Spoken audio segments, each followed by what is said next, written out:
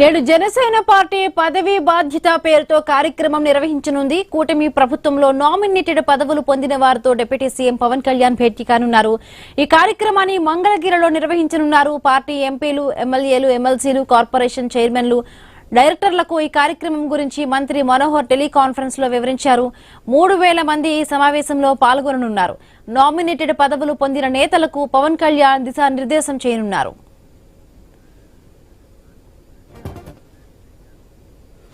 నేడు జనసేన పార్టీ పదవీ బాధ్యత పేరుతో కార్యక్రమం నిర్వహించనుంది. కూటమి ప్రభుత్వంలో నామినేటెడ్ పొందిన పదవులు పొందిన వారితో డిప్యూటీ సీఎం పవన్ కళ్యాణ్ భేటీ కానున్నారు. ఈ భేటీకి సంబంధించి మరిన్ని పూర్తి అప్డేట్స్ మా కరెస్పాండెంట్ కాంతి అందిస్తారు. కాంతి. బిందు, కూటమి ప్రభుత్వంలో జనసేన పక్షాన నామినేటెడ్ పదవులు పొందిన వారితోటి ఈ రోజు ఉప ముఖ్యమంత్రి పవన్ కళ్యాణ్ భేటీ కాబోతూ ఉన్నారు. అయితే పదవీ బాధ్యత పేరుతోటి మంగళగిరిలోని సీకే కన్వెన్షన్ లో నిర్వహిస్తున్నటువంటి ఈ కార్యక్రమంకి సంబంధించి నిన్న పార్టీ వ్యవహారాల ఇన్ఛార్జ్ గా ఉన్నటువంటి మంత్రి మనోహర్ టెలికాన్ఫరెన్స్ నిర్వహించారు. పార్టీలో ఉన్నటువంటి ఎంపీలు, ఎమ్మెల్యేలు, ఎమ్మెల్సీలు, కార్పొరేషన్ చైర్మన్లు, డైరెక్టర్లు అందరికీ కూడా ఈ కార్యక్రమానికి సంబంధించినటువంటి వివరించడంతో పాటు దాదాపుగా 3000 మందితో ఈ కార్యక్రమాన్ని నిర్వహిస్తున్న నేపథ్యంలో నామినేటెడ్ పదవులు పొందిన వారందరికీ కూడా డిప్యూటీ సీఎం పవన్ కళ్యాణ్ దిశానిర్దేశం చేసే అవకాశం ఉన్నట్లుగా తెలుస్తా ఉంది.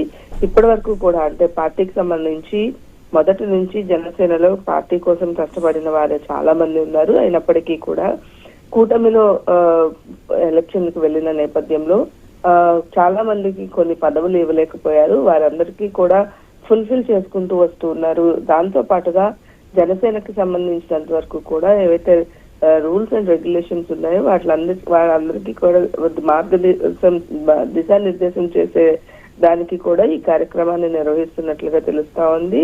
అయితే పార్టీకి సంబంధించి ఈ పదవి అనేది ఎంత బాధ్యత అనేది పార్టీ నుంచి ఒక దిశానిర్దేశం చేయాలని చెప్పి పవన్ కళ్యాణ్ భావిస్తున్నట్లుగా తెలుస్తా ఉంది. దానికి సంబంధించి ఈ కార్యక్రమాన్ని ఏర్పాటు చేయడం జరిగింది. ఈ రోజు సాయంత్రం 5 గంటలకు జరిగేటువంటి ఈ కార్యక్రమంలో deputy CM Pawan Kalyan nominated పదవులు పొందిన వారికి తోటి ఒక సభను ఏర్పాటు చేయడం జరిగింది. దీంట్లో ఈ కార్యక్రమానికి వచ్చేటువంటి వారంతా కూడా పార్టీలో నామినేటెడ్ పదవులు పొందడంతో పాటు దీని తర్వాత ఇప్పటికే వీర మహిళలతో పాటు మండల స్థాయి నుంచి పార్టీ బాధ్యతలు నిర్వహిస్తున్న వారందరినీ కూడా ఆహ్వానించినట్లుగా తెలుస్తా ఉంది. బిందు. Right. Thank you, Kanti. Thanks for the updates.